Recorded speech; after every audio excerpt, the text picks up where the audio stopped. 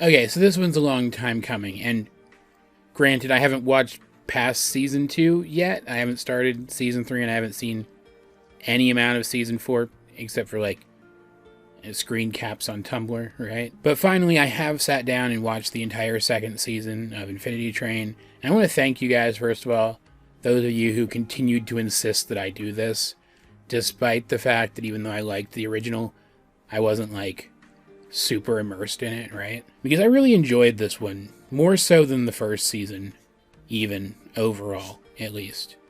But I'll talk about that right now, actually. If you recall, I don't know how in-depth I went in with this back when I was talking about season 1, because I can't remember. I should have rewatched my coverage of season 1 before I recorded this, shouldn't I? But back when I watched season 1, one of my issues with it was, and I do feel like this was intentional on the part of the network or the creators or both, or whatever, I went into Infinity Train expecting a deep lore mystery show with character stuff happening alongside that. And while there's definitely a lore to this series, this overall franchise, because each one is technically an individual series, right? Even though there is lore to this overall story, I don't feel like solving the mystery of where the train came from, for example, is or ever will be the point of this show. With the original series giving us clear mystery elements, though, like, what the heck is 1-1? Why does he seem so sus? And why does this train seem to serve an explicit purpose, and yet sometimes it seems like it's going against that? Giving us those clear mystery elements implied that we were supposed to be solving a mystery, when really the show never really opened up and became a mystery show. Those little intrigue hooks were there, not because we were supposed to solve what was happening, but so that it would feel more impactful when we saw the true reveal of the true conductor at the end. And that disappointed me, I'm not going to lie. I still enjoyed the show, despite that, and despite some elements of it that I thought were a little over-shocking. But it did bring down my enjoyment, and that's entirely a me thing. That's my hang-up. Like, I get that they were trying to snatch up a specific demographic of viewers, right?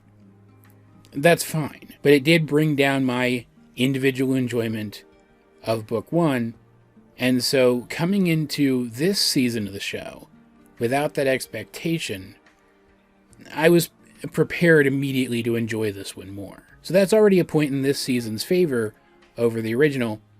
Unfortunately, this season does not feature a corgi as a main character, so it loses that point immediately. That said, and in spite of the very conspicuous lack of corgi, that they did reference him at least once, so, you know, that's something. Despite that, I did enjoy this season more, even though I did find half of our main duo a little insufferable for a couple episodes there at the start, though I feel like the other of our main duo was kind of with me there the entire time, frankly.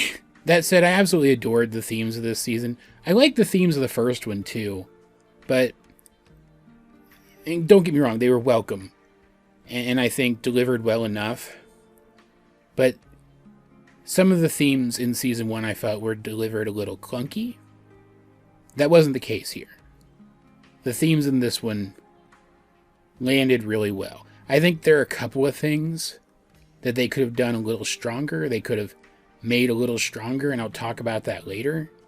But, like, I want to make clear right here and now that that's nitpicky stuff.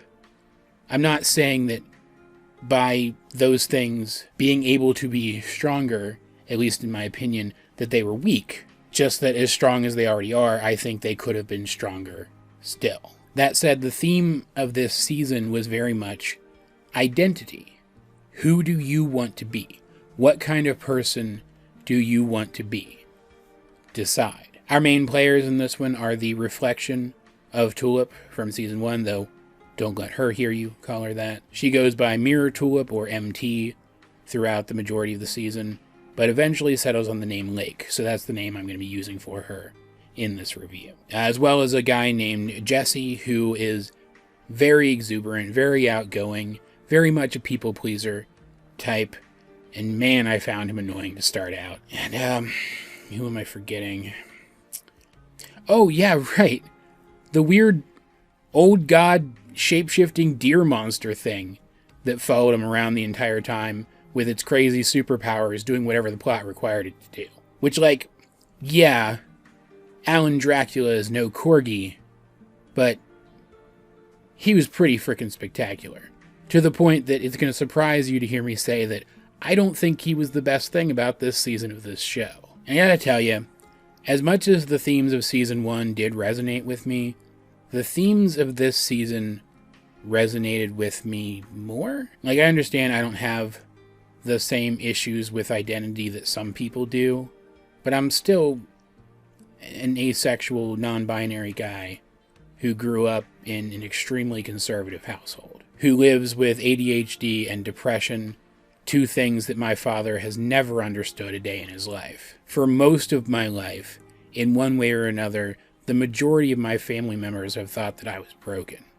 And it took me a long time to understand who I am because of that. And so getting to see a character like Lake discover who she is and decide in the end who she wants to be was very powerful to me. It resonated with me hard. It moved me hard. And it was pretty damn inspiring too. And what's great about this one is Lake is technically a mirror person, right? So obviously reflections are going to be a major theme of this story. And they make super good use of that. Early on in the story, because Jesse's the human, and then later in the story, based on some stuff that some set-up characters for next season say, you get the sense that maybe he's supposed to be the true protagonist of this season.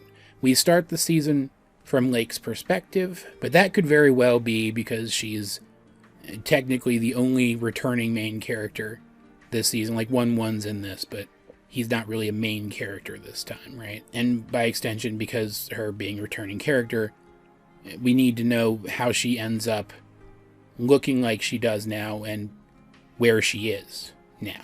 So seeing Jesse deal with his own issues with identity and grow as a person during his time on the train, but seeing that development reflect on Lake and help her grow as a person and come to understand better who she is and who she wants to be, worked really well. And I love how the plot of this one, the individual plots of this one rather, technically, put them in situations that allowed both of them to grow, despite the fact that their growth wasn't identical. Putting them in a situation where they have to be nice to each other to succeed, even though they've both reached a point where they're kind of on each other's last nerve. Putting them in a situation where the least assertive of the two had to be assertive in order for them to succeed. Stuff like that, it just worked. It fit together like a pair of puzzle pieces, and not like the ones that aren't supposed to fit together, so you just pound on them until they do. The ones that are actually supposed to fit. And at the end, seeing Jesse get to leave and leave Lake behind was genuinely painful, and it was therefore that much more moving when you see that he managed to make his way back onto the train somehow to get her back, because she's part of the train. She's not supposed to leave, and yet she wants to, and she's his friend, and he's pretty ride or die, so of course he's not going to let that stand if he can help it. And like, unless I missed a blink and you'll miss it details somewhere, they don't tell us how he got back on the train specifically. Above and beyond, he now has a new problem, that being that he needs to get his friend off the train. I still think this works. I still buy it. In part because that just feels like the kind of guy he is. And also because of something I'll talk about in a couple minutes. And their solution for how they get Lake off of the train when she doesn't have a number on her hand and technically can't be marked with one to begin with, was, I don't even think poetic is a strong enough word. It was perfect. It was perfect to this story. And I loved it a lot. Daisy, lay down, please. You just had to get up and start making noise when I was recording, didn't you? Literally the only thing I didn't entirely love about this season was the stuff with the characters who are very clearly setups for next season. Like, I didn't hate them either. I mean, I kind of did. I don't like these people very much. But, like, as characters and as a plot point in the show, I didn't hate them. But I do kind of wish something else had been there. Something that didn't feel like it was lifted out of a different story. If that makes sense. But still, it was fine.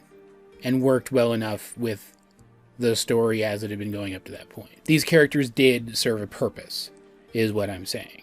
I just feel like something else probably could have served the same purpose too. That said, I feel like if we were ever supposed to suspect that Jesse was the true protagonist of this season, despite the fact that he's not, he's a protagonist, but he's clearly the secondary protagonist after Lake, then my main problem with this season ends up being pretty much what my main problem with the first season was.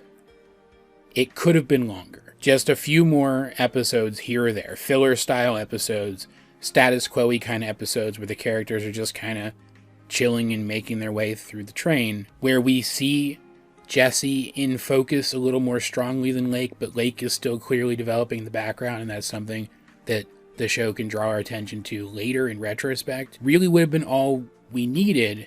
And then when it's shown definitively that Lake is the protagonist of this one, because she's the one we remain focused on once Jesse leaves, it would have made that so much more impactful. Because elements in the story tried to lead Jesse to think that Lake isn't even a person. And he defied those elements and insisted otherwise, but then he's not able to take her with him through the exit door. So if the story had been structured so that we are also a little more suspicious about Lake's true nature, it might have been possible for us as an audience to be left wondering whether or not she's really real, right up until that point when we start following her instead of Jesse.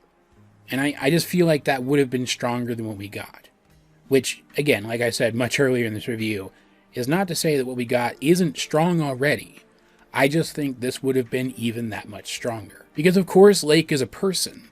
As far as I'm concerned, if you have the ability to want things, you're probably a person. Like, of course I mean that in like a fantasy or a sci-fi context, but you get what I'm saying. So of course Lake is a person. I never questioned that. But I also don't feel like the story tried to make me question it. And I feel like it should have. And that's because, and this is going to sound bad at first, so stick with me until I'm finished explaining, please. I got kind of I'm trying to work out my queer identity kind of vibe from Lake. Nothing so specific that you can really nail anything down, but I kind of got that vibe that she was, to some degree or another, queer-coded.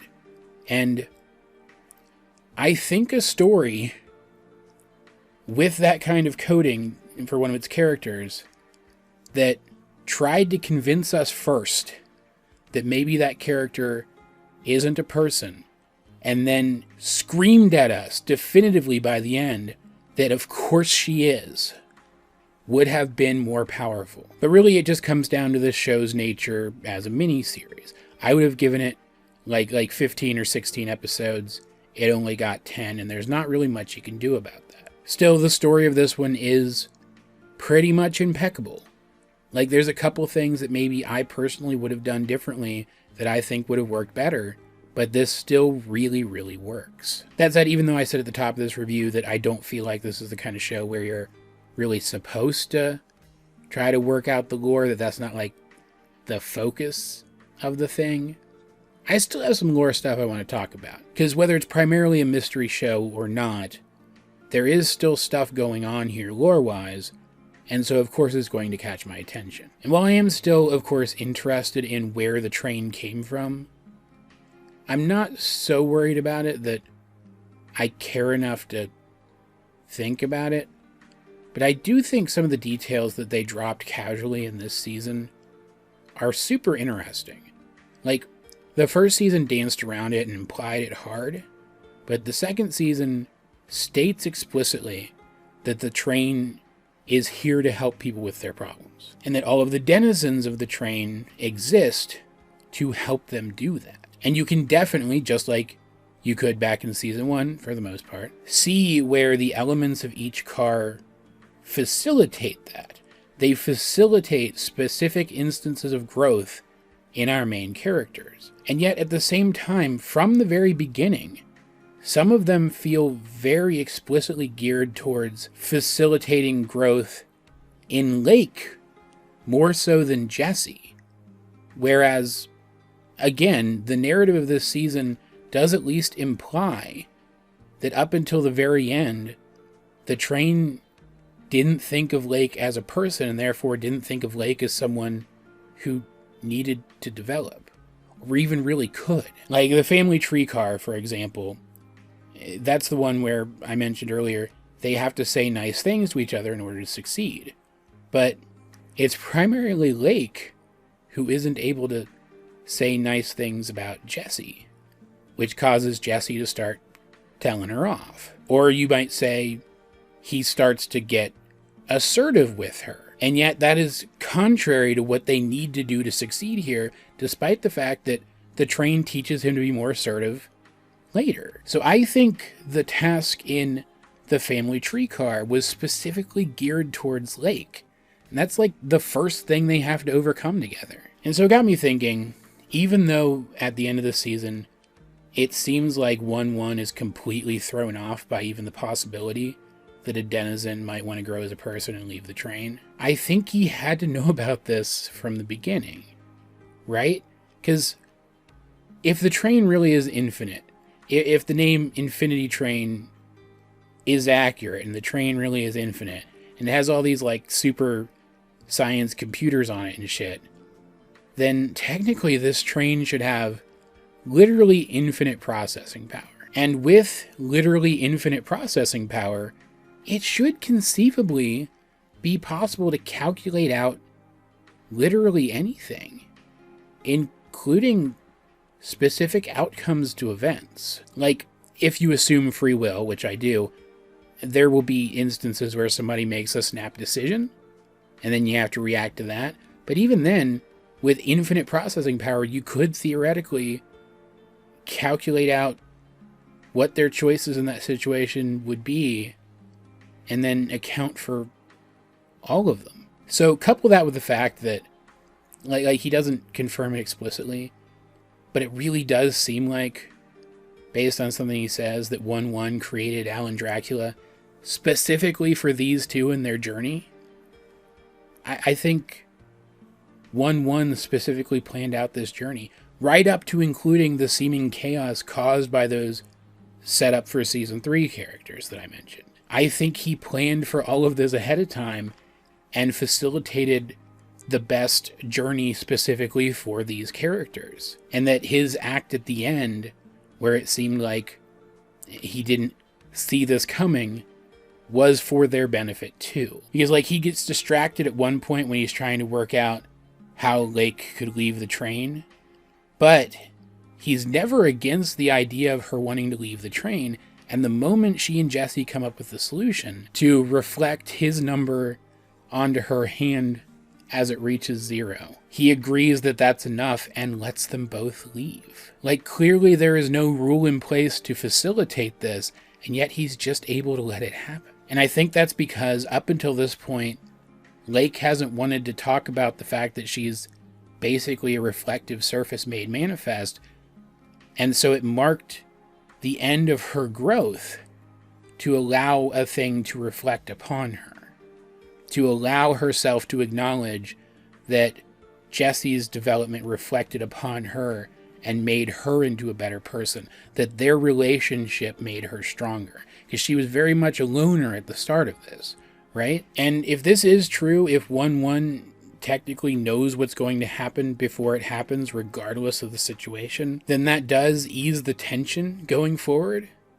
Like, we know then that regardless of how precarious things ever seem, going forward, they are going to turn out for the best in the end, disarming the overall tension of the show's dramatic elements.